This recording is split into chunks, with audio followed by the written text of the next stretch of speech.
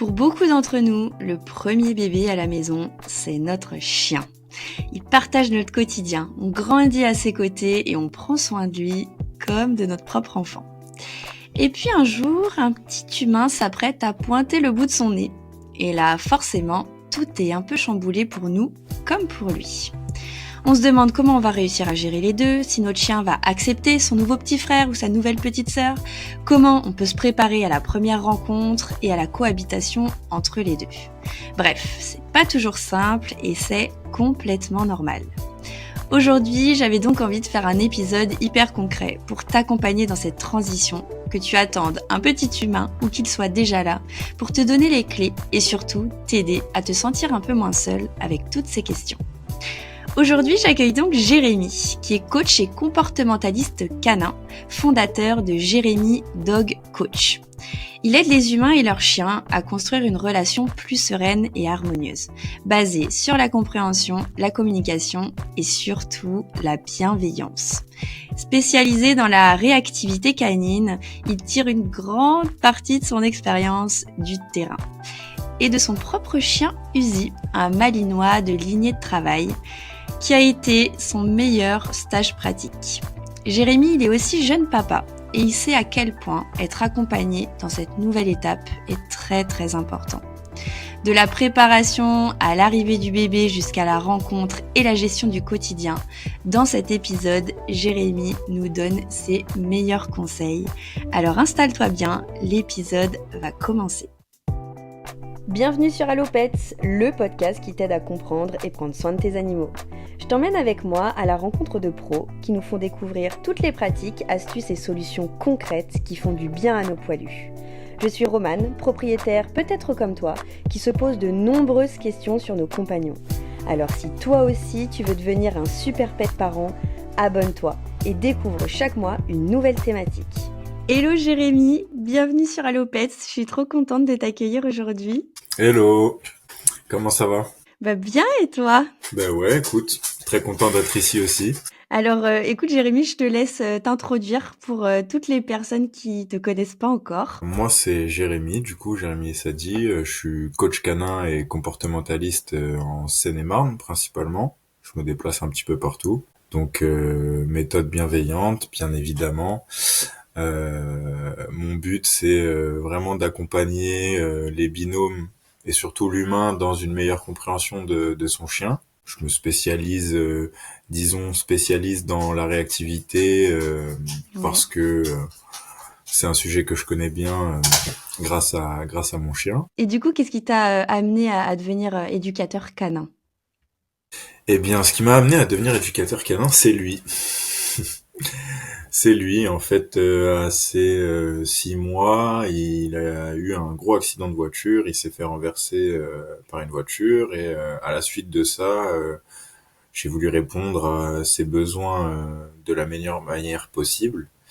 Et en me renseignant, en commençant à chercher à droite à gauche des informations, comment comprendre le chien, comment comprendre le malinois de lignée de travail, etc.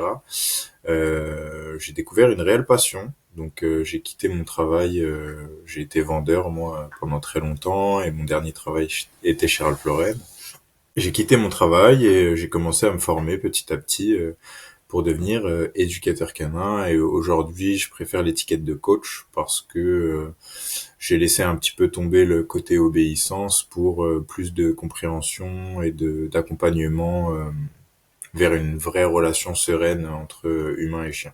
Parce que qu'est-ce qui différencie du coup ces deux pratiques-là, on va dire, entre tout ce qui est obéissance, éducation du coup, et comportement, c'est ça? On va dire qu'il y a le côté assis, donne la patte, couché, le rappel, ce genre de choses, et il y a tout ce qui est comportement où en fait on va prendre en compte beaucoup les émotions et on va rencontrer des problématiques comme la réactivité, l'anxiété de séparation, ce genre de problématiques-là qui demandent plus que juste de l'obéissance. Du coup, aujourd'hui, on a choisi une thématique qui te tenait à cœur.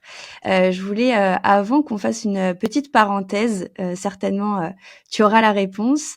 Pourquoi, selon toi, il y a autant d'accidents qui arrivent à la maison, des accidents domestiques, tu vois, avec des enfants qui se font mordre, des réactions imprévues de son chien. Pourquoi aujourd'hui il y a autant de cas encore qui se passent?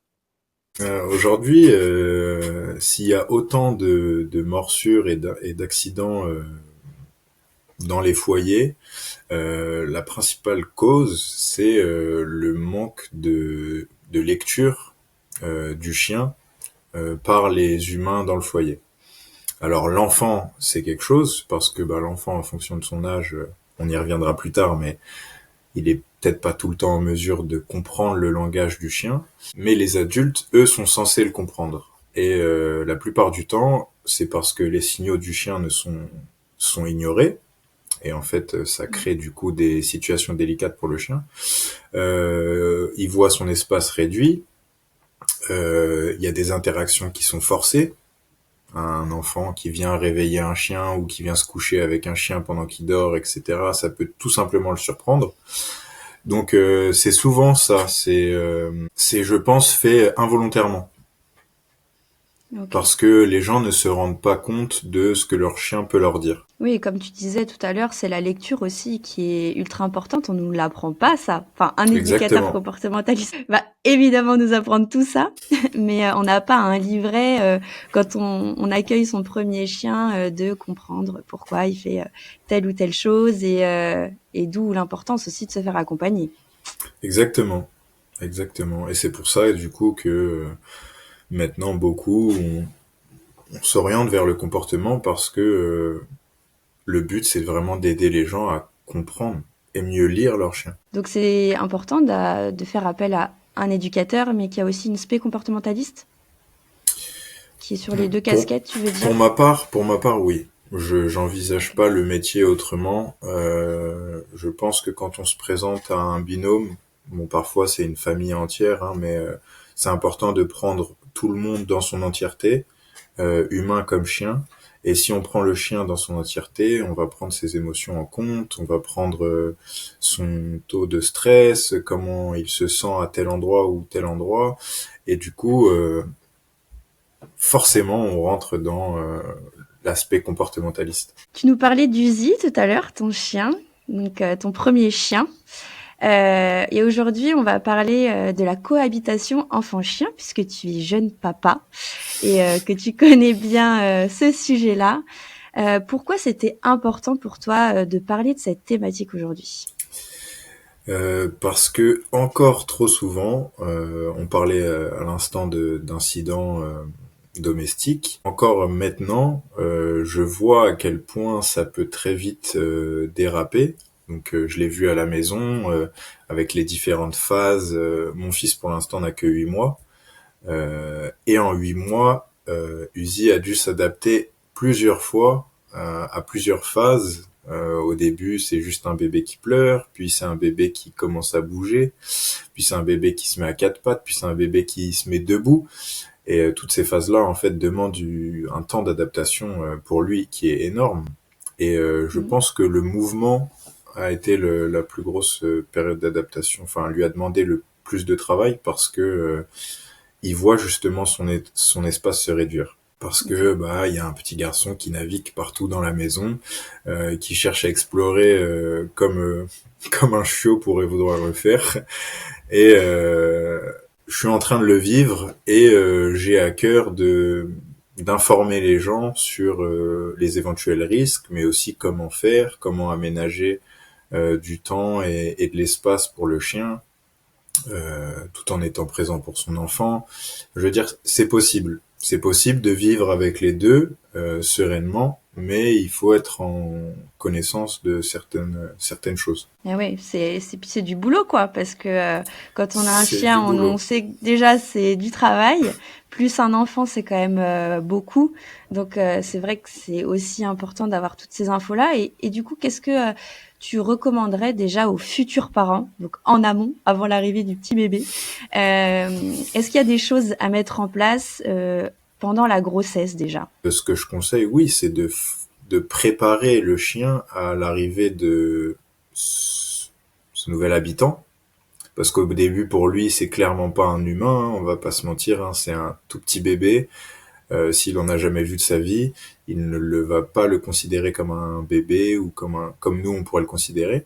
Donc c'est déjà de commencer à préparer l'environnement. Par exemple, chez nous, avec ma femme, on a, je pense, à 3-4 mois de grossesse, le parc bébé était déjà dans le salon. Bien sûr, on commence à recevoir aussi des jouets, des cadeaux, des choses comme ça. Donc, on prépare la chambre de l'enfant. Uzi était avec nous sur toute la préparation de la chambre. Il montait avec nous et il se couchait dans la chambre. Et du coup, on travaillait sur, ok, bah dans cette chambre, c'est que du temps calme. Tu ne t'agiteras jamais dans cette chambre-là. Donc, on va récompenser le fait que il s'allonge et qu'il fasse une sieste dans cette chambre. Il y a pas de souci sur ça. Mais du coup, il était là quand on montait le lit à barreaux, quand on collait les stickers sur le mur ou qu'on faisait la peinture. Il a été là tout au long de la préparation à l'arrivée du bébé. Et ça va de 6 mois avant à même 3 jours avant quand bah, du coup ma femme accouche, elle reste à l'hôpital pendant quelques jours et moi je commence à faire des allers-retours avec le lange du bébé pour qu'il puisse découvrir l'odeur, ce lange que je vais mettre dans le petit berceau, dans le cododo à côté de notre lit. Pour commencer à l'habituer à, on avait aussi le siège bébé qu'on a reçu quelques mois plus tôt.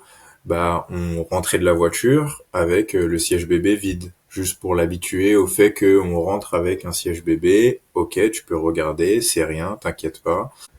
Plein de petits trucs comme ça qui font que, bah, mine de rien, il commence à comprendre que quelque chose arrive, qu'on est en train de préparer quelque chose.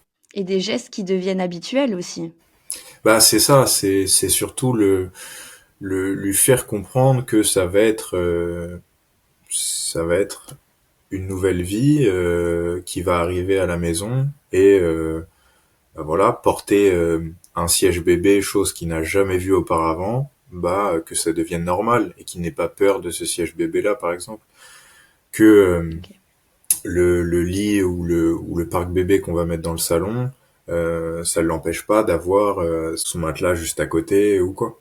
Oui, ça désorganise pas tout du jour au lendemain, quoi. Non, le but c'est de lui faire comprendre que, ok, il y a des choses qui changent, mais t'inquiète pas, tu vas garder ton espace à toi et tu vas garder tes moments pour toi, etc. Après, on peut même travailler aussi sur l'habituer au son, donc Ouais. lui faire écouter des pleurs de bébé, ce que moi j'ai pas assez fait, je pense, parce que c'est très dur de trouver des vraies bandes son de bébés qui pleurent, enfin Ouais. qui reproduisent la réalité, parce que si on va sur YouTube et qu'on tape bébé qui pleure, comment vous dire que en 2 secondes il va comprendre que c'est la télé et voilà quoi, c'est pas. Donc il y a des vraies bandes son qui existent. D'ailleurs il y a des éducateurs qui sont spécialisés dans l'arrivée du bébé uniquement et qui en fait Ok. proposent par exemple des bandes son toutes faites que de jeunes mamans enregistrent par exemple. Ça c'est quelque chose que je pense que je n'ai pas assez fait parce que ça a été problème numéro un à l'arrivée du bébé. Donc les sons, les odeurs, les objets, c'est hyper important d'habituer déjà le chien à les voir, à les sentir, et à vivre avec, ces nouveautés-là avant l'arrivée du bébé. Je dirais que c'est vraiment, de toute façon, quand on attend un enfant, on s'y prépare, nous en tant qu'humains. Le plus important, c'est d'inclure son chien dans cette préparation, tout simplement. Il OK. n'y a pas de, il y a pas de choses à faire en particulier, c'est tout ce que vous allez le faire, faites-le avec lui, montrez-lui, expliquez-lui qu'il y a quelque chose qui se prépare. Parce que, bah, mine de rien, même pour nous humains, c'est pas du jour au lendemain, la chambre est finie, on a acheté toutes les fournitures et le bébé est là. Non, c'est 9 mois de préparation. Bah, pendant ces 9 mois, faut inclure son chien absolument. Et est-ce que c'est utile de faire appel à un éducateur avant que le bébé soit là? Et si oui, pour quel objectif? Je pense que ça peut être utile En fonction du chien, mais par exemple quand on a un chien qui rencontre déjà des difficultés dans sa gestion émotionnelle, qui peut être réactif à certaines choses, par exemple le bruit ou le contrôle du mouvement, je pense que ça peut être très intéressant de faire appel à un professionnel pour se faire aider au mieux sur cette arrivée du bébé en fait. Et il interviendrait en quoi, par exemple? Qu'est-ce que pourrait faire l'éducateur sur quelle situation? Bah, disons que au préalable, je pense que l'éducateur viendrait plus en termes de conseiller Ouais. pour montrer beaucoup en fait ce que vous pouvez faire. Déjà, si on est dans une démarche comme celle-là, on fait appel à un éducateur pour travailler sur le chien en amont de l'arrivée du bébé. C'est-à-dire que si on voit des problématiques chez le chien, une personne sensée va se dire allez, je vais travailler un petit peu sur ces problématiques-là avant que je lui présente la chair de ma chair, ce petit bout de chou qui va arriver et qui fera cette taille-là. Parce que voilà, ça peut aller très vite. Donc déjà, c'est de faire un travail de fond avec le chien sur, par exemple, comment gérer ses émotions. Travailler sur est-ce que les besoins du chien sont répondus, comment on peut l'amener à mieux gérer ses émotions, à gérer sa frustration, peut-être faire quelques exercices d'autocontrôle en fait pour lui apprendre quelques bases supplémentaires en fait qu'il n'aurait pas déjà là et qui vont être primordiales une fois que l'enfant sera là. Tu aurais des exemples de comportements, on va dire, qui pourraient être justement dérangeants à l'arrivée du bébé? Par exemple, je sais pas, de la protection de ressources. Donc, par exemple, il aime pas quand on touche sa gamelle ou quand on va sur le canapé. Est-ce qu'il y a des choses comme ça qui nous alertent sur, OK, faut quand même qu'on fasse gaffe parce que là, il y a le petit qui arrive ou la petite qui arrive.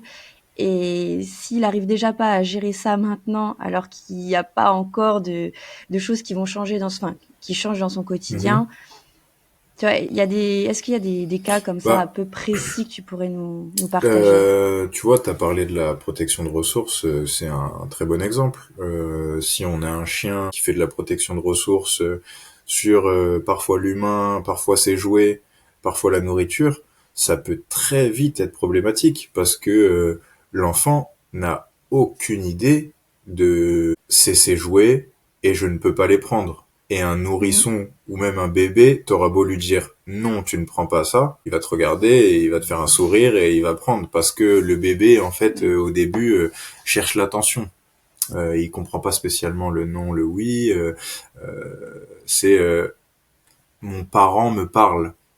Donc quand tu lui dis non, ça c'est au chien, il comprend pas et il rigole et ça l'amuse et il met le jouet dans la bouche. Mais avec un chien qui Ouais. fait de la protection de ressources, le bébé il peut perdre une main aussi rapidement quoi. Donc c'est un très bon exemple. Après il y a pas mal d'exemples qui viennent aussi plus tard parce que c'est vrai que au début il bouge pas trop, mais par exemple un chien qui fait de la prédation assez forte et qui a sans cesse envie de contrôler le mouvement, ça va être compliqué pour un enfant d'évoluer dans un foyer où il n'a pas le droit de bouger parce que le chien sinon le pince ou vient le choper ou vient le corner dans un coin pour pas qu'il puisse bouger.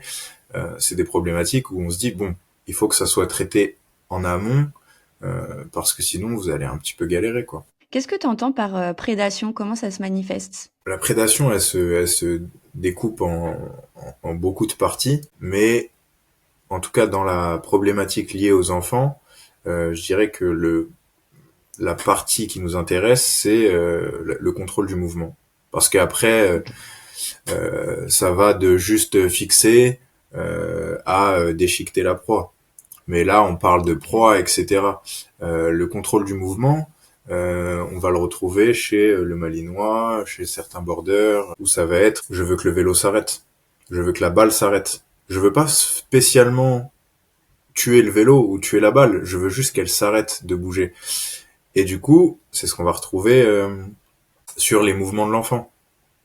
Un Ok. enfant, c'est très compliqué au début de lui faire comprendre que non, ne cours pas, calme-toi, non, pose-toi. C'est des choses que nous on s'impose nous en tant que adulte Voilà, si je sais que j'ai un chien sensible, bah je vais être plus calme dans mes mouvements, je vais pas m'agiter à certains moments. Mm. Un enfant, il a du mal à comprendre ça au début, donc quand il joue dans son jardin et qu'il a juste envie de courir en criant, bah certains chiens, ça va déclencher chez eux quelque chose de hey, arrête de courir en plus arrête de crier. Donc je vais Ouais. venir et puis bah si tu continues de courir, je vais t'attraper le pantalon ou je vais t'attraper les chevilles.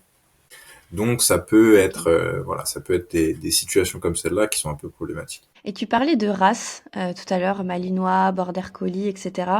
Ça veut dire qu'on retrouve certaines actions, prédispositions, on va dire, raciales, ou pas forcément, et n'importe quel chien peut faire de la protection de ressources ou de la prédation, comme tu l'expliquais tout à l'heure. N'importe quel chien peut faire de la protection de ressources, n'importe quel chien peut faire de la prédation, mais c'est peut-être pas la même séquence de prédation qui intéresse tous les chiens. Et du coup, c'est plus un bagage génétique. On va parler plus, pas forcément de race, mais de bagage génétique sur, bah voilà, moi par exemple, Uzi, lignée de travail de Malinois, sélectionné pour être stressé, être hyper vigilant, être sur le qui-vive à chaque fois. Et du coup, bah forcément, quand je ramène un bébé chez moi qui dort 20 heures par jour, mais quand il est réveillé, il crie de toutes ses forces, euh, bah, comment te dire que lui, les 2 premières semaines, les 10 premiers jours, c'était compliqué quoi. Je le voyais, il me regardait en mode qu'est-ce que tu m'as ramené à la maison quoi. C'est quoi ce jouet qui crie en plus, qui hurle parce qu'un bébé qui pleure, c'est pas de la musique forte, hein. C'est un bruit strident qui fait mal aux oreilles parfois. Donc pour le chien, c'est vraiment en mode pourquoi il y a l'alarme incendie qui sonne toutes les 2 heures quoi. C'est pour ça que c'est important aussi de, en amont, préparer à ce genre de bruit, ce genre de changement, ce genre de choses. Oui, donc peu importe la race, c'est vraiment, le caractère de l'animal, et ben, sa personnalité qui est unique, qu'il faut vraiment analyser pour comprendre si, il y a besoin de creuser un petit peu plus et avoir une préparation plus profonde, ou pas, avant l'arrivée du petit, quoi. Oui, oui, oui. De toute façon, bah, tu nous connais, tu sais comment on bosse un petit peu. Avant Mmh. chaque séance ou quoi, il y a un bilan comportemental qui est réalisé. Et oui. Et chaque chien est unique, chaque chien est comme il est.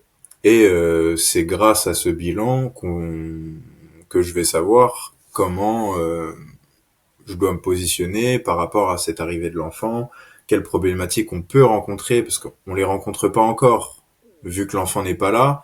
Mais par Mmh. exemple, sur de la protection de ressources, si la protection de ressources est déjà existante à ce moment-là, oui, on va mettre des choses en place pour déjà essayer de l'apaiser sur ce sujet-là, quoi. Et quand tu parles de protection de ressources, parce que c'est un mot qu'on utilise, enfin, une fois qu'on est un peu, on a les pieds dans l'éducation et le comportement canin, c'est quelque chose qu'on use et abuse beaucoup en termes d'utilisation du mot, puisque en fait c'est le mot qu'il faut utiliser. Mais pour quelqu'un qui connaît pas trop ce que ça veut dire de la protection de ressources, On dit comment tu bonjour. pourrais le définir rapidement? Dites-vous qu'un chien qui a manqué par exemple de nourriture pendant très longtemps est amené, une fois qu'il sera récupéré dans un refuge ou quoi, à faire de la protection de ressources parce que tout simplement, il a peur de manquer encore et ça va lui demander un certain temps de comprendre et de donner sa confiance et de se dire, OK, je ne manquerai plus. Donc, la protection de ressources, par exemple, alimentaire, elle va s'exprimer sur, voilà, si on passe derrière la gamelle, il y a des grognements, on peut pas s'approcher du chien à un certain nombre de mètres parce qu'il a peur en fait qu'on lui retire sa gamelle. C'est pour ça que d'ailleurs tous les conseils, mettez votre main dans la gamelle, retirez-lui, tout ça c'est des conneries, hein, bien sûr. Quand un chien mange, on le laisse manger hein, tranquillement, qu'il fasse de la protection de ressources ou pas. J'en profite du coup. Et après il y a de la protection de ressources liée à l'humain, où là je pense que tous les pets parents cherchent une relation fusionnelle avec leur chien, et parfois les relations sont trop fusionnelles, et bah il y a la protection de ressources qui va se faire au niveau de l'humain, c'est-à-dire Ok. personne ne touche l'humain, ne vient pas faire de câlins Par exemple, l'homme ne peut plus faire de câlin à la femme parce que le chien va se mettre entre les deux. Et ça arrive beaucoup à l'arrivée du bébé parce que il y a beaucoup de pression, je pense, liée au réseau, etc. Sur regardez, mon enfant, il s'entend trop bien avec mon chien. Et mine de rien, les gens ont envie que l'enfant s'entende bien avec le chien. Donc parfois on pousse au contact, on pousse à tout ça. Et après, on a un chien qui donnerait sa vie pour l'enfant, mais plus personne peut l'approcher, plus personne peut venir le toucher. L'enfant, il n'a pas le droit de, il a pas le droit de jouer avec qui que ce soit parce que sinon le chien, il est dans les parages à le surveiller. Donc c'est un petit peu, on tombe dans l'inverse, quoi. Ça devient un petit peu problématique, un petit peu malsain parce que un enfant à cet âge-là, il a rien demandé et c'est un petit peu compliqué. Là, j'ai eu le cas récemment avec des clients. Euh, les adultes ne peuvent rien faire. La petite, de moins de 10 ans, ça c'est sûr, elle a le droit de tout faire. Donc elle peut se poser avec le chien sur le canapé. Par contre, si un adulte se pose sur le canapé, le chien grogne et n'est pas content, quoi. Il lui montre clairement que voilà, ça le dérange. La petite, à quatre pattes, elle va... bon, c'est des gens qui maintenant sont au courant de certaines choses, mais avant ma rencontre ne l'était pas. La petite va aller à quatre pattes, boire l'eau de la gamelle ou essayer de jouer avec les croquettes. Le chien ne disait rien. Par contre, il y a un adulte qui passe 3 mètres derrière, il se retourne et lui montre les crocs. Et donc, ce que je leur ai expliqué, c'était que la petite est devenue la figure d'attachement du chien, mais c'est pas bon. Parce que c'est pas la petite qui répond à ses besoins, c'est pas la petite qui s'en occupe. Donc ça devient un petit peu une relation à un sens et le chien se met à accepter beaucoup de la part de l'enfant. Je pense pas parce qu'il en a envie, mais plus par habitude et parce qu'il a compris qu'il y avait beaucoup d'amour autour de ce petit bébé, etc. Et que du coup, mais il se venge entre guillemets sur le reste des figures du foyer. Et donc là, qu'est-ce qu'il faut faire? Bah là c'est là du coup on va essayer de couper un peu le cordon entre le chien et la fille. C'est-à-dire que la fille va avoir beaucoup moins d'interaction avec le chien pendant un certain temps. On va essayer de rééquilibrer un petit peu les relations au sein du foyer pour que j'aime pas dire ça, mais que chacun reprenne sa place, parce que mine de rien, avoir un chien, c'est pour les adultes.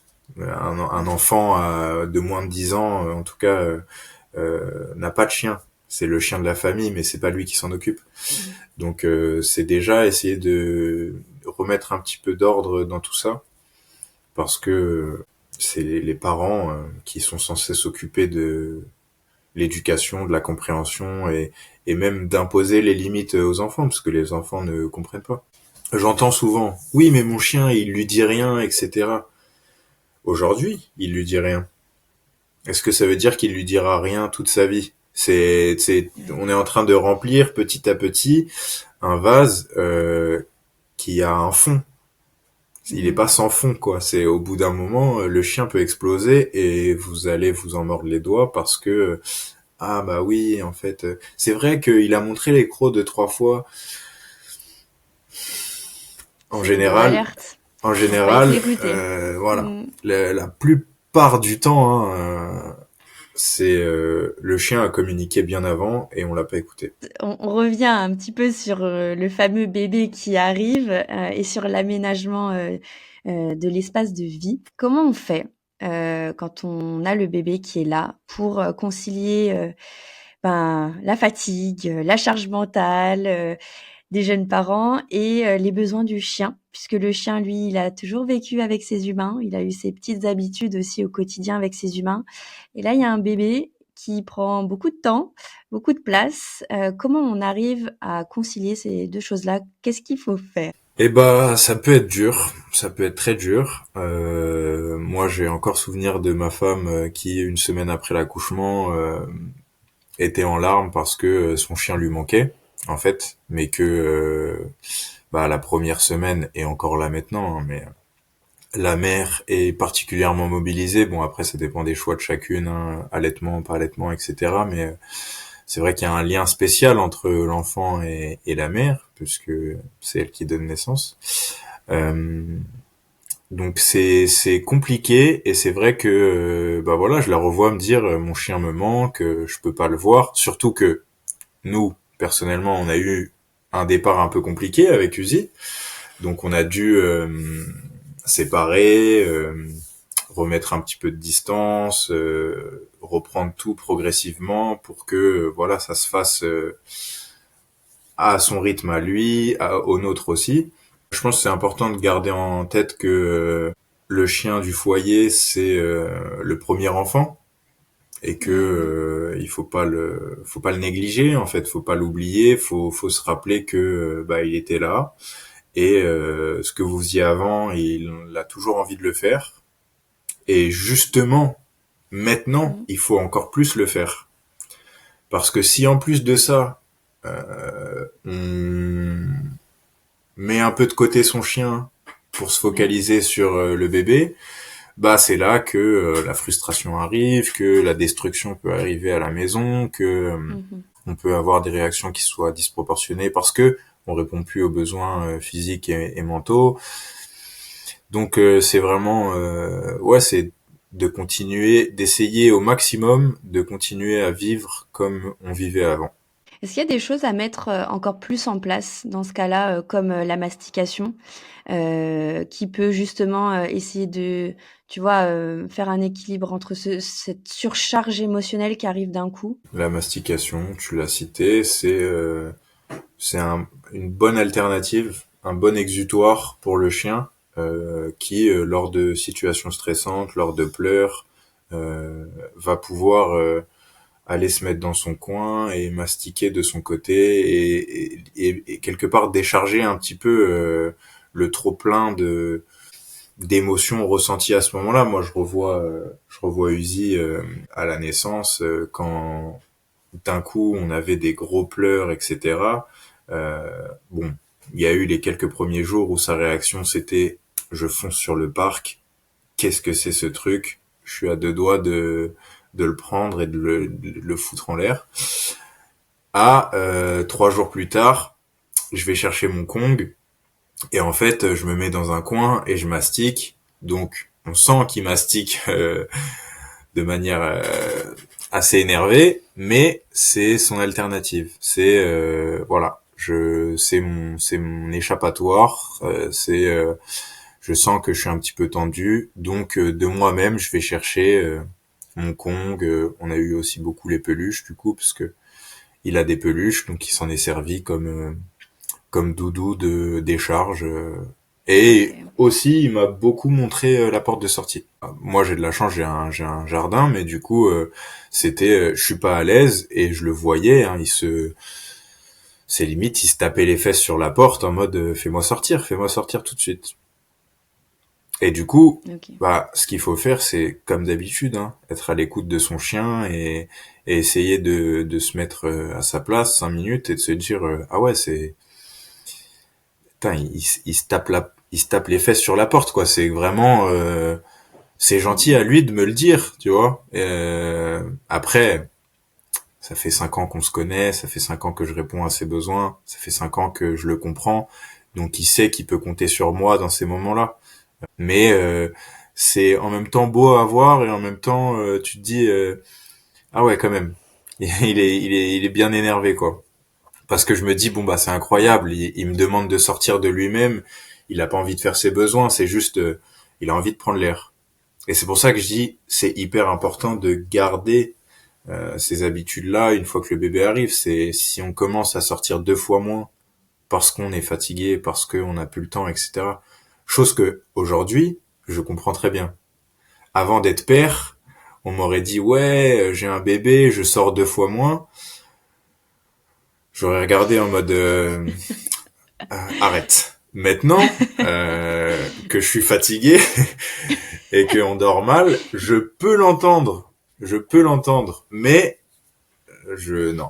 J'aime trop mon chien pour le laisser dans cette situation-là. Et voilà. Il y a des jours où vraiment on se sent pas. Et il faut s'écouter aussi un petit peu, hein. Ça sert à rien. Si on est au bout du gouffre d'aller en balade avec son chien, on risque que la balade se passe mal.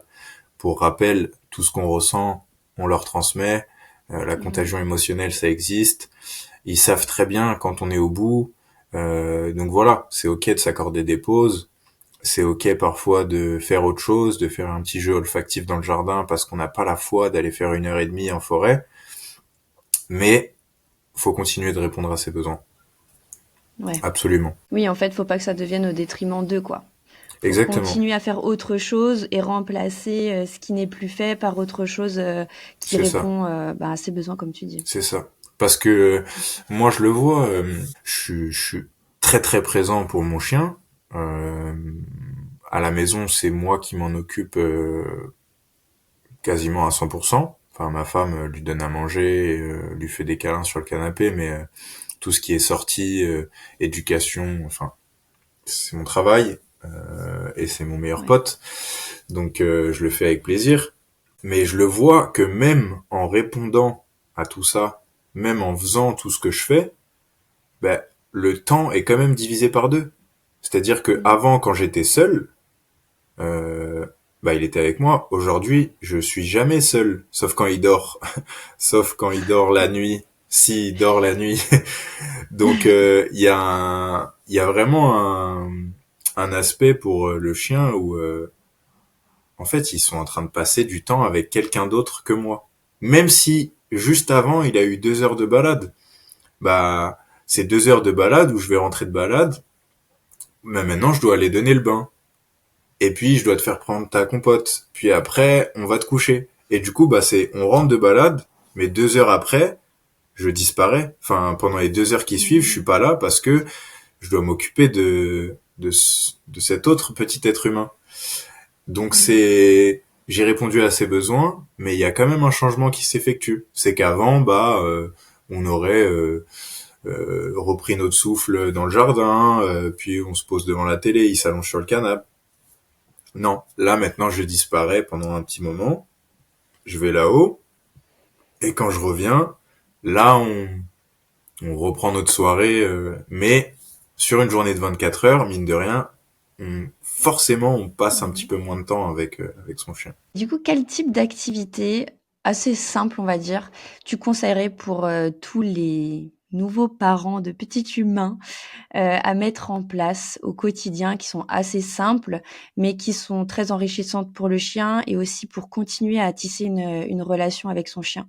Tout ce qui est déjà activité de flair, hein, les gens qui ont la chance d'avoir un jardin, c'est cacher des trucs dans le jardin, faire de la fouille olfactive, tout ce qui est tapis de léchage, Kong fourré au congèle, tapis de fouille, tout ça c'est de la dépense mentale en barre, parce qu'en vrai c'est hyper simple à Ouais. réaliser et ça aide le chien vachement à se réguler un petit peu, à réguler son état émotionnel, à descendre un petit peu en pression.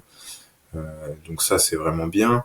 Et puis après bah ça reste moi enfin c'est pas une de mes spécialités mais c'est ce que j'adore, c'est les balades au calme en fait, c'est apprendre réapprendre à comment se balader et sortir du chaos qu'on peut avoir à la maison parce que bah mine de rien voilà là il a que 8 mois, il y a déjà des jouets qui traînent partout, que on est fatigué, on n'a pas lancé la machine, donc il y a aussi du linge sale, etc. Et en fait ça va vite, ça s'accumule. Mmh.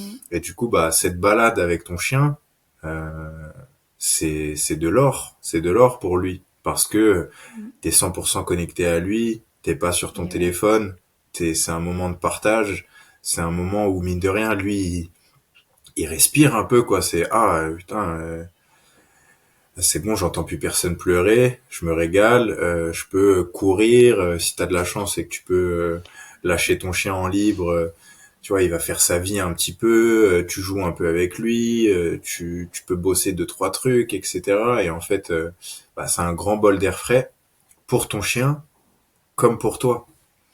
Parce que bah moi je m'en rends compte, c'est que ma femme est beaucoup restée à la maison. Euh, bah moi je suis auto-entrepreneur donc il n'y a pas de congé paternité déjà.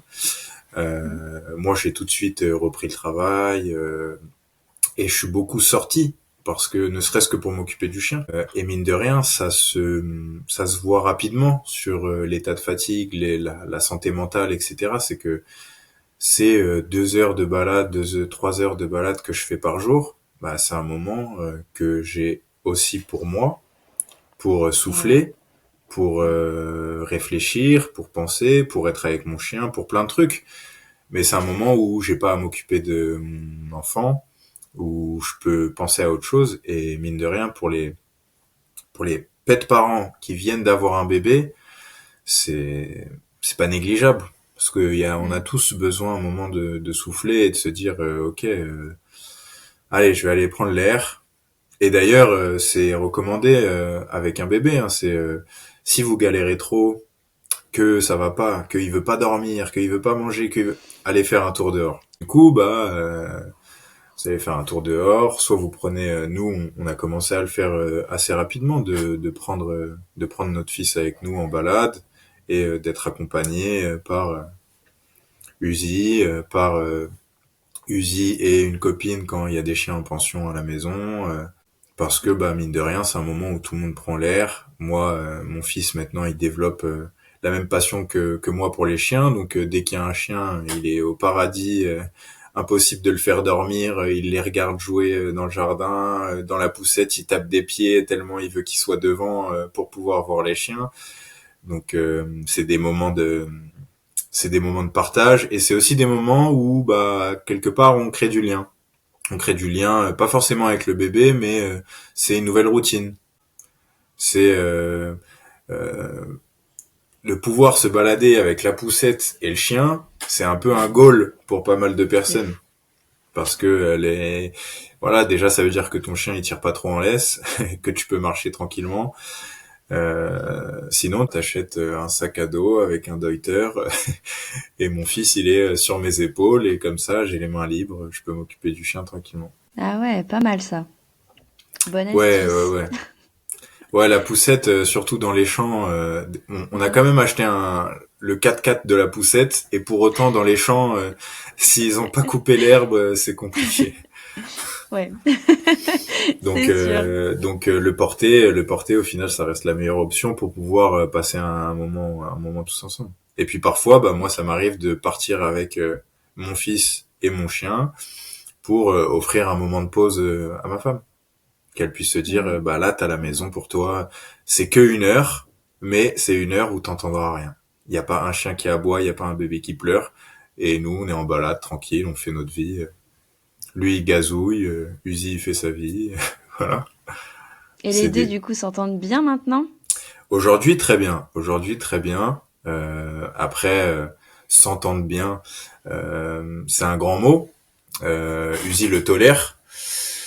Uzi le tolère. En fait, si tu veux, allez, les 2 premières semaines, ça a été compliqué. Bah, du coup, moi, après la naissance, je t'en avais parlé, mais j'ai dû partir pour le WooFest directement après. Mm. Donc, c'est vrai que ça a été c'était un petit peu compliqué pour moi parce que bah, Chloé qui rentre seule avec le bébé, bon, il Ouais. y avait les parents qui étaient là pour aider, bien sûr, mais qui doit gérer la cohabitation nouveau-né chien. Puis voilà, Uzi, c'est Uzi quoi. C'est un petit réactif. Je l'adore, hein, mais il a son petit tas d'embrouille avec lui. Donc c'était un petit peu chaud. Et le dimanche, en rentrant du WooFest, je suis en voiture et je reçois un appel. Putain, on était en train de manger, Lenny il dormait, enfin il s'est réveillé, Uzi l'a foncé dessus, ton père il a dû essayer de l'attraper, on a vraiment eu peur et tout, et en fait je rentre et voilà, ma femme est paniquée, mon père qui n'a jamais eu de chien, qui est très au courant de ce que je fais et qui m'aide, voilà, qui aime bien ce que je fais, etc., qui s'intéresse vachement, mais qui mine de rien a peur pour son petit-fils, en fait, me dit attends, là Mm. c'est quand même chaud et tout. Bah j'ai pris une grosse claque et bah tu vois, je suis parti faire un tour dehors. j'ai pris Uzi, je suis parti faire un tour, on a marché une bonne heure, et je suis revenu, et en fait, j'ai enlevé ma casquette de pet parent, j'ai mis ma casquette de coach canin, et j'ai écrit un process, en fait, pour les jours qui allaient suivre. Donc, comme Ok. mes parents, enfin, mon père et du coup la mère de Chloé sont restés quelques jours pour nous donner un coup de main. Le process était valable pour tout le monde. Il y avait tel truc et tel truc à faire, et il est inconcevable que vous ne respectiez pas ces règles-là, parce que maintenant il en va du bien de toute la famille, donc Mm. on va respecter ça et on va faire attention. Donc j'ai mis ma casquette de coach, et je me suis dit bon bah ok, très bien, on va reprendre depuis le début. C'est allé un petit peu trop vite, j'étais pas là. Je pense qu'il y a beaucoup de contagion émotionnelle en plus dans la maison, parce que c'est beaucoup de trucs qui arrivent, hein. Ouais. On était absent pendant 3 jours, on était à l'hôpital. Après moi, sa figure référente s'en va pour 3 jours au WooFest, donc je disparais pendant presque une semaine. Et quand on revient avec en plus les grands-parents et un nouveau bébé qui crie. Donc dans sa tête, lui c'était what the fuck. Et Ouais. c'est normal. Donc ça a été voilà, comme je te disais tout à l'heure, on a séparé. Chloé vivait beaucoup à l'étage au début, euh, Ok. et il y avait pas d'interaction. C'est-à-dire que si je l'ai dans les bras et que je suis dans la cuisine, il n'y a pas de oh tu veux sentir le bébé ou non. On va pas les Ok. prendre pour des billes. Mon chien, quand il est dans le salon, il le sent même s'il est dans la cuisine. Donc il n'y a pas besoin de venir frotter son nez à mon fils pour qu'il l'ait senti ou pour qu'il le voit. Enfin, Ouais. ils ont des capteurs sensoriels qui sont bien plus impressionnants que les nôtres. Donc il n'y a pas besoin de ce contact physique. Comme on Mm. pourrait voir sur Instagram, du chien qui pose la tête sur le bébé, tout mignon. Non, tout ça, c'était hors de question. On sépare, et en fait, bah, je présente mon fils comme si je présentais une autre espèce à un chien. Je cherche à faire cohabiter deux espèces différentes au sein du même Ok. foyer, et c'est comme si j'avais adopté un chat. Et je sais que de base, un chat, ça passerait pas avec Uzi. Donc, bah, je prends mes précautions. Je mets de la distance, on fait de l'observation à distance. Du coup, bah, pendant ces 2 semaines-là, Uzi n'avait plus le droit de monter à l'étage. Chose qui a été un peu compliquée, parce que bah, il était là en mode mais attends, normalement je dors avec vous, et là je peux plus dormir avec vous. Mais bah, au bout de 2 semaines, je sentais que il relâchait un peu sa garde, et Mhm. progressivement je voyais qu'il y avait plus de réaction aux pleurs, qu'il y avait plus de réaction à nos mouvements à nous, parce que bah forcément au début quand ton bébé pleure à l'étage, t'y vas rapidement, parce que bah voilà, la mort du nouveau-né, il y a plein de trucs, enfin du coup tu t'inquiètes un petit peu. Mine de rien, ce qu'on transmet à Uzi, c'était très important à ce moment-là. Et en fait, quand j'ai vu au fur et à mesure que ces réactions étaient commençaient à être moindres, bah, je me suis dit ok, on va pouvoir commencer à réouvrir quelques portes progressivement. Et franchement, au bout de 1 mois, grand maximum, on redormait tous ensemble dans la même chambre. Tu parlais du WooFest tout à l'heure. Pour ceux qui ne connaissent pas, c'est un festival canin dans lequel tu es intervenu en tant que team d'éducateurs. Et si tu as fait tout ça, tu as mis tout ça en place avec Uzi, c'est parce que aussi il y avait un passif et que là, tout à l'heure, tu parlais du souci qui s'était produit quand il était jeune. Donc, c'est de l'accident de voiture dont tu parlais, c'est ça? C'est ça. Donc, c'est aussi en connaissance de cause que, tu as adapté tout ça et en fait, tu as appris plein de choses. Même si tu étais éducateur et que tu as mis plein de choses en place avec ton chien, aujourd'hui, avec ce qui s'est passé avec l'arrivée du petit, et cetera, est-ce que pour toi, il y a beaucoup de choses qui auraient dû être mises en place avant, en amont, hem, qui aurait pu éviter, par exemple, le souci quand tu étais parti pour le WooFest? Bah, déjà, je pars du principe que dans la vie en général, on peut toujours mieux faire. Donc, je pense que j'aurais pu mieux préparer ça sans me flageller non plus. Hein. Oui. On fait comme on peut Mm. et euh, et bah, je suis aussi pet parent en fait, donc je suis aussi parfois pris par mes émotions, pris par le quotidien, pris par la vie en fait qui passe. Hein. J'ai pas toujours cette casquette de coach. En tout cas, c'est pas celle qui vient naturellement quand je suis à la maison chez moi en fait. Même si oui, j'ai des connaissances, etc. Donc je pense que j'aurais pu mieux faire, notamment accentuer sur le bruit. Ok. Après, c'est ce que je te disais tout à l'heure, c'est que il y a plusieurs phases d'adaptation pour le chien Mm. en fonction des différentes tranches d'âge. Et du coup, il y a des choses, je pense, que tu peux difficilement préparer euh, parce que, par exemple, aujourd'hui, le nouveau challenge, c'est le fait que les nids bougent et qui Et bouge ouais. dans tous les sens et qui commence à se lever et qui fait tomber des trucs. Donc là, il se lève sur ma table basse et puis il prend les sets de table, il les fait tomber, il prend les verres, il les fait tomber. Donc c'est à moi d'aménager l'environnement et qu'il n'y ait plus de verres et plus de sets de table, comme ça il a rien à faire tomber. Mais du coup, pour le chien qui dort pas loin de la table et qui voit le verre tomber, bah ça demande un temps d'adaptation. Donc là, c'est beaucoup de c'est rire mon chien, c'est Lenny. Et cette phrase-là, Dieu sait que je l'ai répétée. Et maintenant, c'est quelque chose qu'il a compris complètement. C'est Lenny, Ok.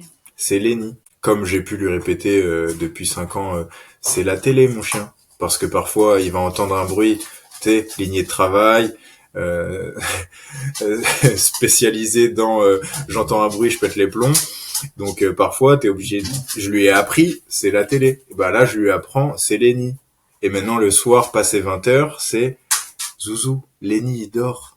Et du coup, il regarde et bah bizarrement le soir, il a arrêté d'aboyer. En tout cas, il est un peu plus sur la réserve. En mode, il a compris que nous-mêmes, on fait un petit peu moins de bruit le soir, etc. Et on entend souvent parler de refuge. Alors, Laurine Benard, que tu connais bien de La Truffe Savante, était venue sur Allopets pour un épisode sur l'adoption d'un chien. Donc, on parle souvent de ce refuge pour un chien. Est-ce que tu peux nous expliquer en quoi c'est important d'avoir cet espace, cette safe place pour un chien? Bah en fait, déjà il y a The Place, le panier, qui reste une place complètement dédiée au chien et dans lequel il doit y avoir personne d'autre que le chien. Mais je pense que tous les pets parents l'auront remarqué, il y a des spots où le chien va se poser naturellement euh, sous une table, sur le coin d'un canapé d'angle, parfois sur le canapé à certains endroits, à côté d'un chauffage, devant la porte, ça dépend, sous les escaliers. Il y a plein d'endroits. Et en fait, bah, l'idée c'est de se dire que à l'arrivée d'un bébé, la maison va changer, le mobilier va changer, on va faire des ajustements. Tu baby-proof la maison, tu t'achètes des nouveaux meubles, t'as du Mmh. nouveau rangement, tu lui dédies une chambre, etc. Donc c'est de se dire que dans cette installation, il faut prendre en compte les endroits où habituellement mon chien se pose. Parce que OK. si du jour au lendemain tu lui retires toutes ces places-là où il a l'habitude d'être tranquille, Mmh. déjà il va pas comprendre.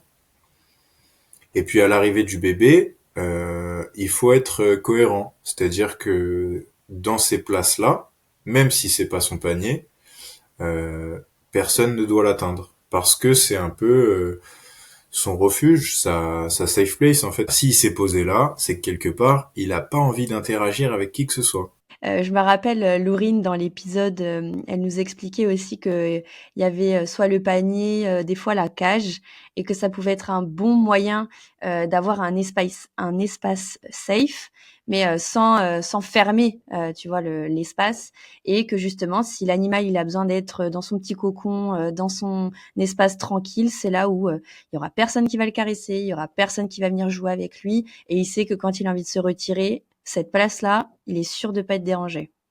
Voilà. Après, c'est important de notifier que la cage, c'est un Ouais, outil qui peut être utilisé en refuge pour le chien, mais en OK. aucun cas doit être utilisé lors des absences, fermé, que le chien soit incapable de bouger, etc. Mais oui, Ouais, chez certaines personnes, la cage est utilisée comme un panier. Et en fait, c'est juste un panier géant avec une porte d'entrée qui reste toujours ouverte. Mais bah mine de rien, il y a, par exemple, on va mettre un drap au-dessus. Et en fait, du coup, c'est plus juste une grille, ça devient une mini niche, une petite cabane. Et en fait, là où en fait, bah, on est sûr que quand le chien va y aller, euh, il est, il est tranquille. Et c'est vrai que un chien dans une niche ou dans quelque chose qui ferme entre guillemets avec un toit euh, sera plus difficilement accessible que le simple panier qui est dans le salon avec les enfants qui passent à côté, etc. Après, il faut savoir ouais. aussi que le panier ne se place pas n'importe où. On met pas un panier dans un lieu de passage. On essaye de choisir un coin de maison, Tranquille. ouais, un petit coin tranquille en fait pour que si là je le mettais au milieu, ça veut dire que dès que je vais chercher un truc dans la cuisine, je passe devant lui. Enfin en fait c'est sans Mmh cesse mh. je le dérange en fait. Mais c'est bien que tu aies fait ce rappel avec la cage, enfin c'est là où je voulais en venir aussi. Et Laurine, expliquait justement que en fait, on a une mauvaise, idée de la cage et elle peut être utilisée d'une autre manière que justement d'enfermer son chien et voilà. D'ailleurs, je vous invite à écouter, l'épisode, avec Laurine, si ça vous intéresse sur tous les bons tips quand on accueille un chien et comment bien se préparer.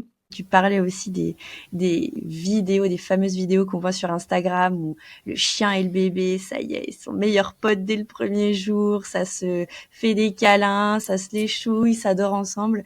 En fait, est-ce que il faut créer très vite ce lien-là avec le chien? On va dire, admettons, on a un chien en face de nous qui est plutôt OK, et stable, niveau, émotionnel. Est-ce que, il faut très vite qu'on essaie de tisser ce lien-là? Ou en fait, il faut prendre le temps et il y a des étapes, à mettre en place avant? Il faut surtout rien forcer. D'accord. C'est-à-dire que à partir du moment où on prend le chien dans son entièreté, qu'on le considère comme un être avec des émotions, etc., les photos qu'on peut voir sur Instagram du bébé qui dort sur le chien qui est allongé, on a juste dit au chien pas bouger et on a posé un bébé dessus. C'est tout. À aucun moment le bébé est capable de se mettre lui-même dans cette position et à aucun moment le chien est capable de venir se glisser sous un bébé qui dort. Donc c'est une mise en scène complète qui fait des millions de vues parce que effectivement c'est millions. On adore les chiens, on adore les bébés. Ok, super, trop mignon. Sauf que ça reflète pas une réalité. Ça doit être, je sais pas combien de pourcents de parents qui font ça et qui vont du coup donner aux autres envie de faire ça, alors que bah, les autres parfois ne peuvent pas. On va pas se mentir. Moi, j'aurais pas pu, par exemple. Donc c'est potentiellement mettre le chien en échec parce que bah on le met dans une situation d'inconfort et c'est à ce moment-là, par exemple, qu'on peut voir des signaux clairs. Un chien qui bâille, un chien qui se lèche la truffe, un chien qui détourne le regard où on voit le blanc des yeux, etc. Donc voilà, j'avais un petit peu envie sur cet épisode de déconstruire un peu ce mythe autour du chien et des bébés. Non, ce qu'on voit sur Instagram, c'est pas la réalité. Ça peut être une réalité et encore. j'ai beaucoup de mal à trouver des vidéos qui ne sont pas staged, enfin qui ne sont pas Mm. montées au préalable en fait, parce que un bébé au début n'a aucune considération pour le chien. Il ne sait pas du tout ce que c'est. Pour lui, c'est une grande peluche. Et inversement, le chien ne sait pas vraiment ce que c'est un humain. Qu'est-ce qu'il sent un peu maman en plus. C'est quoi? C'est bizarre. Donc à tout moment, le bébé se retourne, prend une poignée de poils, et en fait, tout simplement, un réflexe naturel du chien, c'est mettre la gueule dessus, en mode, c'est quoi ce truc qui m'attrape, hein. Donc, Mm. un gros warning sur toutes ces vidéos-là, parce qu'elles ne reflètent pas la réalité. Parfois même, on enjolive un petit peu, c'est oh regardez, premier jour, première rencontre, et en fait le bébé il a la taille d'un bébé qui a 2 mois quoi. Du coup première rencontre, soit vous avez fait la première rencontre à 2 mois et dans ce cas-là sacrée période d'adaptation, c'est très bien. Soit vous faites croire aux gens que c'est day one aujourd'hui et ton bébé il fait déjà 6 kilos. Mais c'est dans tous les cas c'est non, j'ai rarement vu un chien à l'arrivée d'un bébé calme, ne rien faire. Euh, Comme on pourrait voir en fait sur les vidéos, genre je vois notamment des Mm. golden qui vont poser la tête tout doucement sur le bébé en mode et ça c'est à la première heure. Ça tu viens de rentrer de la maternité et ton chien il fait ça. S'il te plaît, arrête. C'est pas possible. Même enfin n'importe quelle race, mais je vois souvent des golden et d'ailleurs je vais continuer sur le golden, mais une des races qui a le plus de morsures à son actif. Donc ça prend pas en compte, enfin ça prend en compte le fait qu'il y ait peut-être plus de golden que certaines autres races, bien sûr. Donc ça prend en compte le nombre de chiens en France. Mais il est dans le top 3. Il est dans le top 3 pourquoi? Parce que il est stigmatisé comme le chien de famille. Le chien de famille que tout le monde aime, que tout le monde peut caresser, qui est super chill, qu'on peut emmener partout. Bah non. C'est un chien comme les autres et au bout d'un moment, il en a marre, donc il le dit. À l'inverse, quand j'avais regardé les statistiques, le staff, par exemple, la star des refuges, le chien dit dangereux, et très faible pourcentage. Il apparaît dans les dixièmes. Pourquoi? Parce que, au vu de sa réputation, on va faire 2 fois plus attention. Et ouais. Et c'est ça qui est Mm. dommage. C'est que tous les chiens sont des chiens. Et tous les chiens doivent être respectés comme des chiens et écoutés comme des chiens. Que t'aies un pincher nain, un Yorkshire, un Labrador ou un Malinois ou un Staff, c'est la même chose. Et ils sont tous en mesure de mordre, ils sont tous en mesure de prévenir avant une morsure. Et c'est une réalité, quoi. C'est la lecture. Ouais. On en revient, mais c'est la Et lecture. oui. Est-ce qu'il y a des grosses erreurs que tu vois un peu trop souvent dans les foyers avec des jeunes enfants?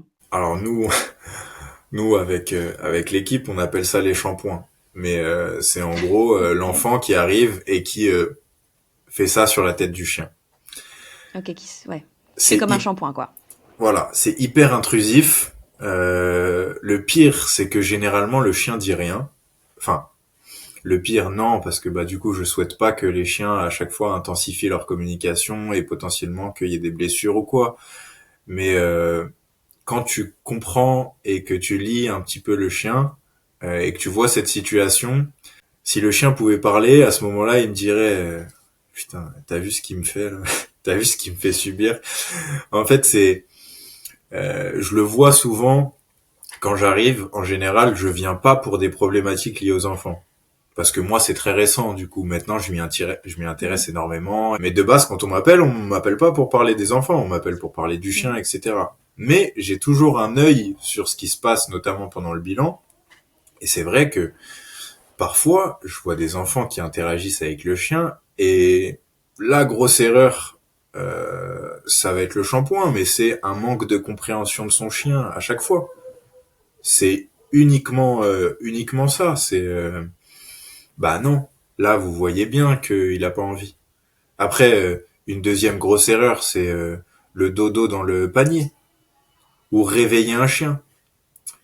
Mais c'est très compliqué déjà aux enfants de leur faire comprendre, parce que un enfant, en fonction de sa tranche d'âge, il est pas en mesure d'analyser le chien comme nous on va Mm. l'analyser. Donc c'est aux parents en fait de faire tout ce travail avec l'enfant en leur expliquant déjà vous, est-ce que vous savez reconnaître ces signaux?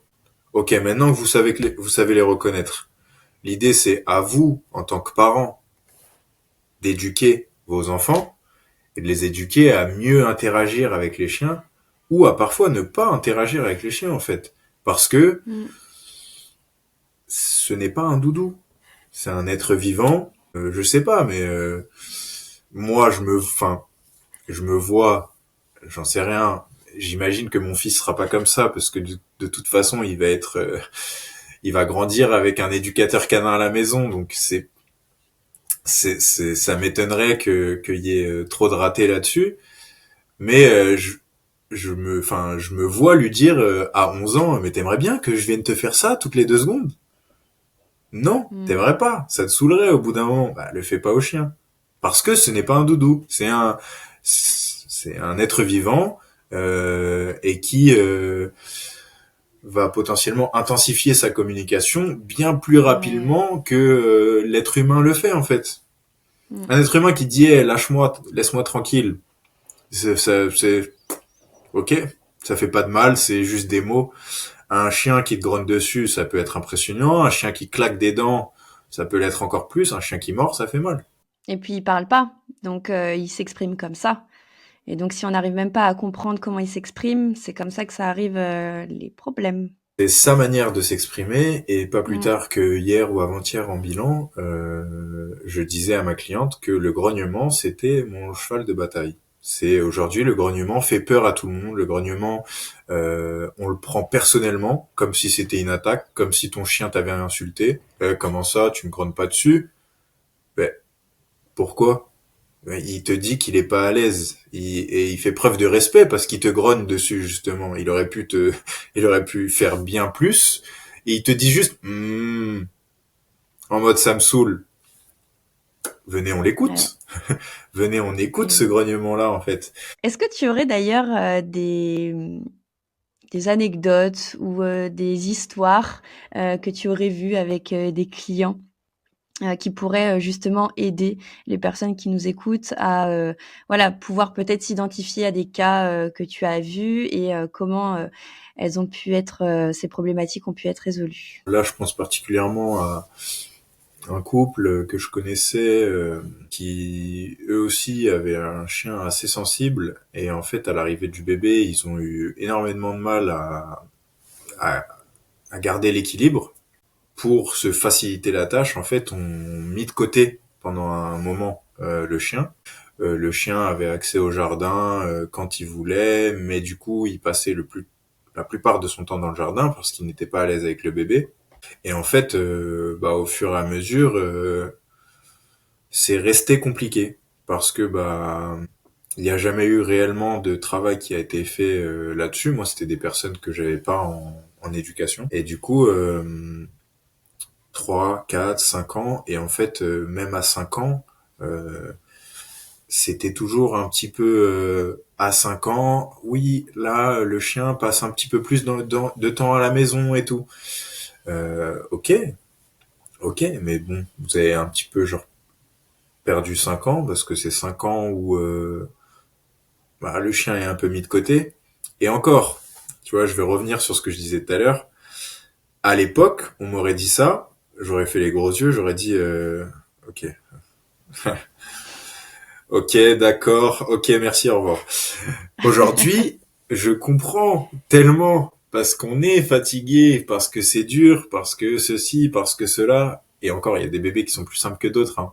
Mais quand ton enfant, il fait pas les nuits, que tu te réveilles encore 3 fois, 4 fois, parfois 5 fois par nuit, que tu dors par tranche de 2 heures, etc. Et que quand tu descends, ton chien essaye de pincer les pieds de ton bébé, t'as pas tout le temps la patience de dire bon, Mmh. attends, ouais, Alors, je vais chercher mes petites croquettes, là, il est 7 heures du mat. Hop, alors. Non, non, fais pas ça. Non, ah, c'est bien, tu le regardes, mais tu dis rien. Oui, récompense. T'as pas tout le temps. T'as pas tout le temps l'envie, la patience de faire ça. Donc, solution de facilité. T'ouvres la porte, et le chien va faire sa vie dehors. Et en soi, il est pas mal dehors.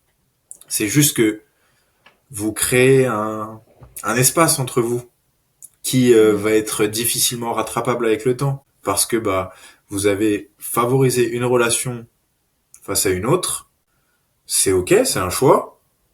Mais déjà, fallait y penser avant. Mais bon, c'est un avis personnel. Mais du coup, il faut pas s'étonner après des réactions du chien envers l'enfant, etc. Et de tous les steps qui arrivent après, parce que depuis tout à l'heure, on parle que de bébé, etc. Parce que moi, je suis dans cette période-là. Mais en 8 mois, il y a eu au moins 3 périodes d'adaptation pour Uzi. C'est-à-dire le fait que juste il soit là, après le fait qu'il bouge, qu'il se mette à 4 pattes et qu'il se mette debout. Donc quatre Ouais. phases d'adaptation en 8 mois seulement. Après, mais il y a tellement de trucs qui vont arriver. Ton enfant, il se met à courir. Ton enfant, il se met à parler.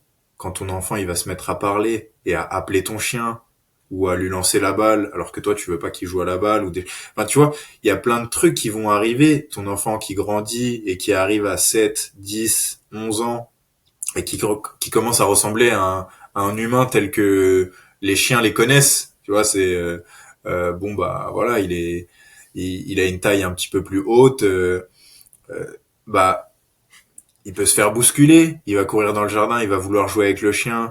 En fait, sur toute la vie de l'enfant, je dirais jusqu'à peut-être pas la majorité, parce qu'aujourd'hui, les jeunes d'aujourd'hui, ils sont grands, donc à 14 ans, tu fais déjà 1,80 m. Et du coup, à 14 ans, il sera considéré comme un adulte. Mais il y a tout ce côté-là qui rentre en compte, c'est la place de l'enfant dans la famille, comment le chien se positionne par rapport à tout ça. Ouais. Ah ok, c'est une nouvelle figure d'attachement. Ah ok, je peux compter sur lui. Parfois il peut me sortir, parfois il va me donner à manger. Tu vois, il y a plein de trucs qui rentrent en compte et du coup c'est un travail de longue haleine. Et pour tous les parents qui ont déjà l'enfant et qui ont déjà le chien et qui ont du mal à tisser cette relation entre le chien et l'enfant, qu'est-ce que tu leur conseillerais? Qu'est-ce que tu leur dirais? Je leur dirais d'être patient parce que comme je disais tout à l'heure, il faut pas forcer, ça va venir avec le temps. Un enfant au début n'a pas tout cette conception que nous on a en fait, donc je dirais que même jusqu'à 5 ans c'est encore un petit peu flou pour eux de je te parle même pas de compréhension des signaux hein, parce que là on en est encore loin, mais déjà de se dire ah ok c'est un être vivant qui fait partie du foyer, qui n'est pas un doudou. En fait, je pense que la relation entre l'enfant et le chien, elle se crée au fur et à mesure, mais naturellement. À part si de toi-même tu sépares l'enfant et le chien à H24, elle va se créer seule parce que c'est des petits trucs bêtes, mais moi je le vois déjà. Alors que je suis hyper vigilant, bah quand Lenny il mange sur sa chaise haute, il regarde et il cherche Uzi parce qu'il sait que Uzi normalement est pas très loin parce qu'il y a de la bouffe qui tombe. Et en fait, bah, OK.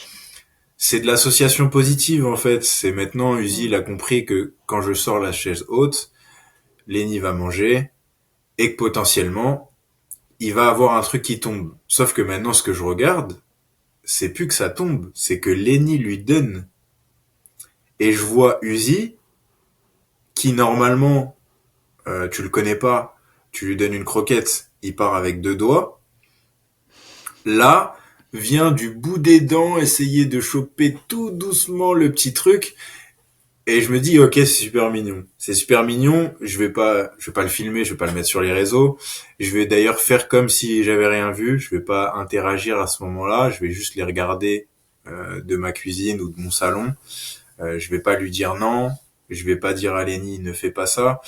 Je vais juste les regarder tranquillement. Donc, attention, je mets des parenthèses à ceux qui m'écoutent. C'est sous supervision. constante. Ouais. C'est que si je laisse faire ça, c'est je sais que il peut faire ça. Ne Mm. faites pas ça, ne laissez pas faire ça à votre chien si vous savez que soit il a des problèmes de protection de ressources, soit il a des soucis avec la nourriture, soit il est pas capable de venir prendre délicatement. Bah par exemple prendre délicatement. Dès qu'on a su que Chloé était enceinte, on lui a appris doucement. Et du coup, on lui tendait la friandise quand on récompensait doucement.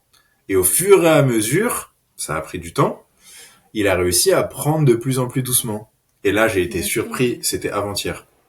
J'ai été surpris. Lenny, parce qu'il commence à manger du solide maintenant, donc c'était un petit stick de courgettes que Chloé lui a fait. Bah, il en voulait plus. Et il regardait, et il cherchait Uzi. Clairement, il le cherchait. Du coup, Uzi est opportuniste, hein, il y a de la bouffe. Bah, au bout d'un moment, ok, je renifle, je peux le prendre. Et puis, tu sais, il regarde à droite, à gauche en mode, qu'est-ce qu'ils vont dire, papa et maman. Bah, je vais rien dire. Pour l'instant, je vais juste observer de loin. Et puis, je l'ai vu prendre du bout des dents. Et puis, Lenny, tout content, qui après secoue les pieds, qui rigole. Et Trop je me trop bien. dis, c'est un début de connexion. Ouais. Mm. Et il y a pas longtemps, je crois que je t'en avais parlé, mais il y a pas longtemps, j'ai vu une vidéo. Ne soyez pas pressés que le lien se crée entre vos enfants. Euh, Attendez ce moment-là. Et la vidéo, c'est le chien qui vient et qui lâche la balle devant l'enfant. Et l'enfant, en fait, maintenant marche. Il est capable de prendre la balle. Alors, il la lance pas loin. Mais et le chien est tellement content parce qu'il dit, Eh ça ouais. y est, en fait, ça devient une nouvelle personne bah, qui marche, qui est debout, qui se comporte comme un humain. Et c'est vrai que toute cette période où entre 1 et 2 ans, ils sont à moitié à quatre pattes, ils sont un peu, puis ils sont pas stables, ils sont imprévisibles, ils crient d'un coup, ils pleurent rapidement. Enfin, ils se comportent pas comme nous on se comporte en fait. Si nous on se comporterait comme Mm, ça, on ressemblerait à des fous.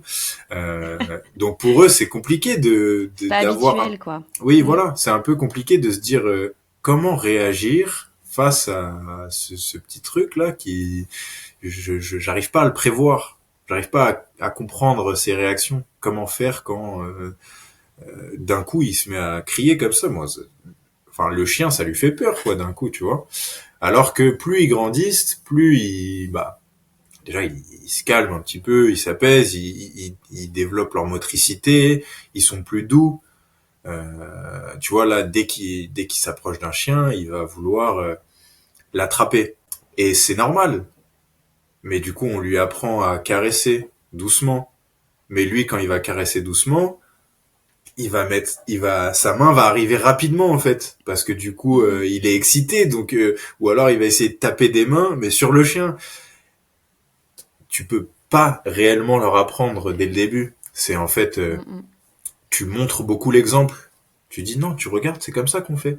Et c'est toi qui le caresses en fait. Et au fur et à mesure, bah peut-être que à 4 ans, ton enfant, il va faire, j'allais dire ton chien, ton enfant, il va faire sa première caresse et tu seras trop content et c'est un moment que tu vas savourer, tu vois. À condition que le Mm. chien soit ok, etc. Toujours. Hein.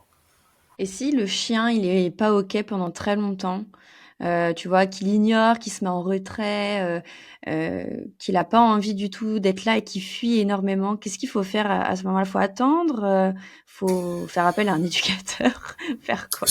En vrai, c'est possible. Hein. Après, c'est ce que je dis aux personnes qui me posent des questions sur des chiens que je connais pas et que j'ai pas vus. Je ne peux pas donner d'éléments de réponse tant que je n'ai pas fait de bilan comportemental. Et ouais. Mais oui, on peut faire appel à un éducateur. On peut aussi s'armer de patience parce que ça viendra. Euh, mais ça en dit long aussi sur le chien. C'est-à-dire que Mmh. si pendant les 3 premières années de vie, il porte très peu d'intérêt, il est vraiment pas, tu vois, tu sens qu'il est pas ravi, qu'il y a aucun moment où il montre des signes même de joie, tu peux te poser des questions. Tu peux te dire, est-ce qu'en fait, il ferait pas une dépression? Est-ce qu'il a bien pris l'arrivée de l'enfant? Est-ce qu'on lui a bien présenté? Euh, est-ce qu'on continue de répondre à ses besoins? Est-ce qu'il est pas en manque de nous, tout simplement? Est-ce que ce qu'il attend, c'est pas juste que on reprenne un peu notre vie en main et que on s'occupe un petit peu plus de lui? Ça peut être vraiment comme très souvent, c'est multifactoriel.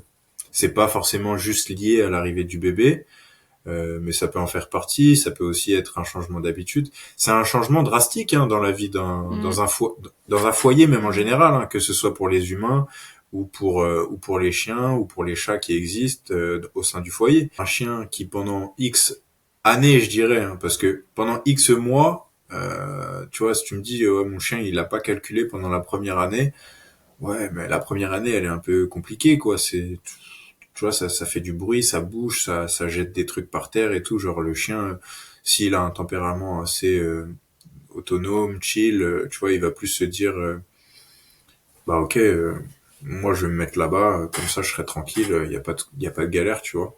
Si après tu me dis que l'enfant il a 5 ans et que le chien il veut toujours pas interagir avec lui, bah on va commencer à se poser des questions.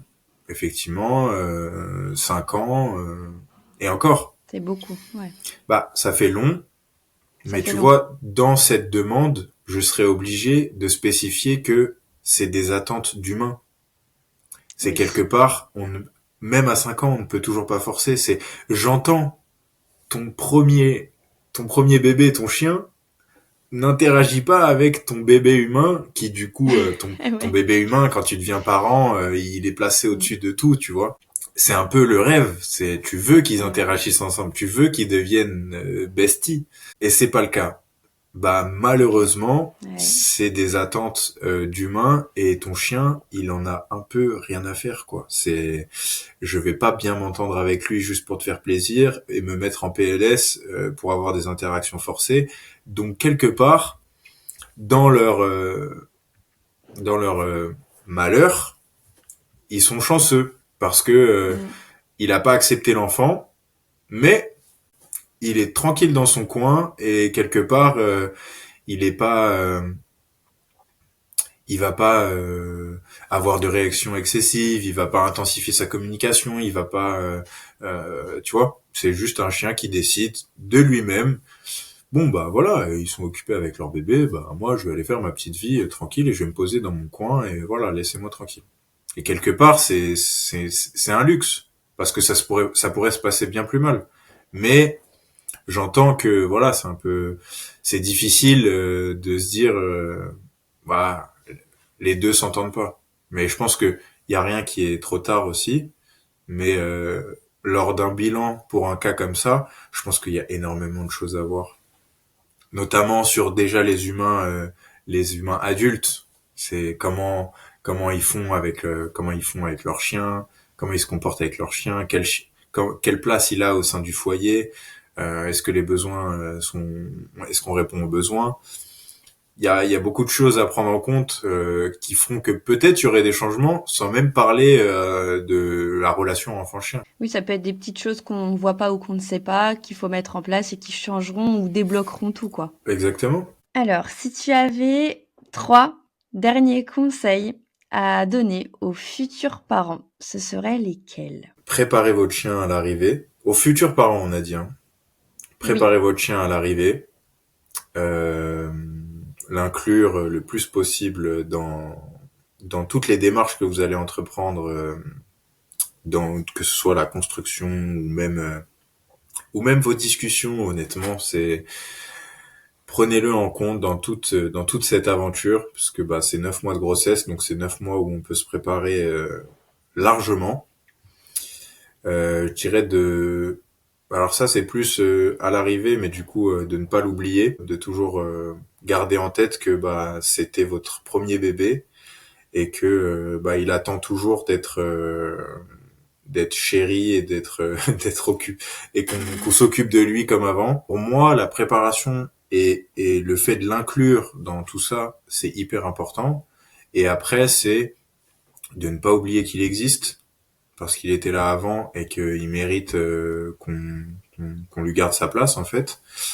Mm. Et de s'informer sur les signaux, de s'informer sur Très les signaux important. Ouais. bah d'avoir toujours ça en tête. Donc au début, vous vous dites que c'est simple parce que bah notre enfant il bouge pas, pour l'instant on le pose et voilà, il fait rien, mais il marche très vite à quatre pattes et puis après il se lève, puis après ils vont sur votre chien, puis après ils essaient de grimper dessus. Donc ça va très vite et c'est à ce moment-là que vous allez avoir besoin de cette lecture du chien, de Mhm. pouvoir se dire ah ok, là il est pas à l'aise, et d'être à l'écoute de son chien aussi vachement.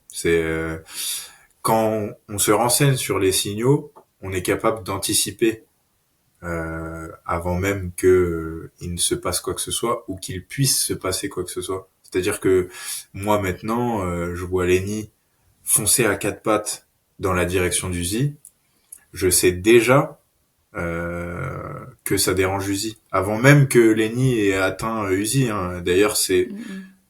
je ne le laisse pas l'atteindre, justement pour lui montrer que t'inquiète pas, je suis là. Je sais que Lenny il marche partout, mais je t'ai pas oublié. Il te touchera pas, t'inquiète pas. Parce que bah imaginez un petit truc qui marche comme ça à quatre pattes et qui Oui. fonce sur lui, lui ça le fait flipper. Donc ouais, Logique. euh, Ok. les inclure dans toutes les démarches, que ce soit la construction, les discussions, tout vraiment. Et puis le préparer au mieux. Donc si vous avez un chien qui est sensible au bruit, le préparer aux pleurs. Si vous avez un chien Ok. qui mord les roues, bah achetez la poussette 6 mois à l'avance et commencez déjà à faire rouler la poussette à côté de lui. Parce que c'est des choses dont vous allez avoir besoin. Moi, Uzi, euh, qui dans la séquence de prédation adore stopper le mouvement, au tout début, quand je suis arrivé en maison et que je sortais mes poubelles, il voulait mordre la roue de la poubelle.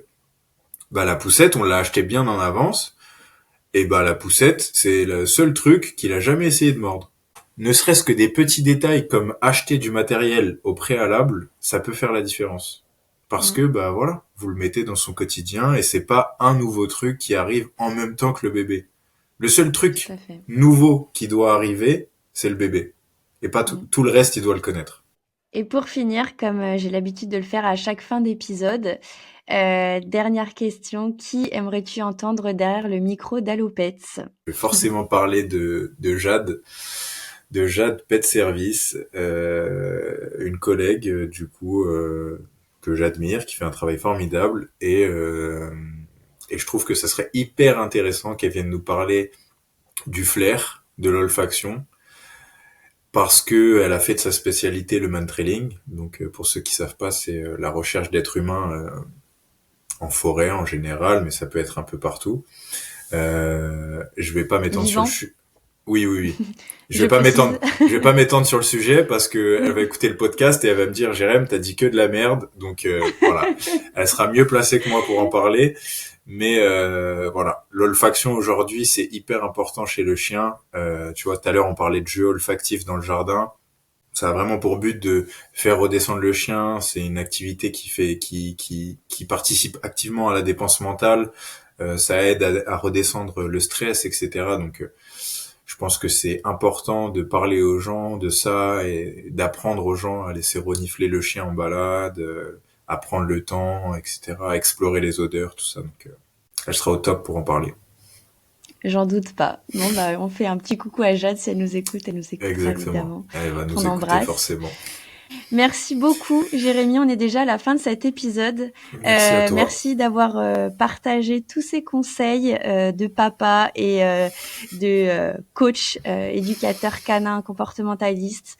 C'était hyper intéressant d'avoir aussi ta casquette de papa et ta casquette de pro et d'en avoir fait un épisode sur la cohabitation avec nos enfants.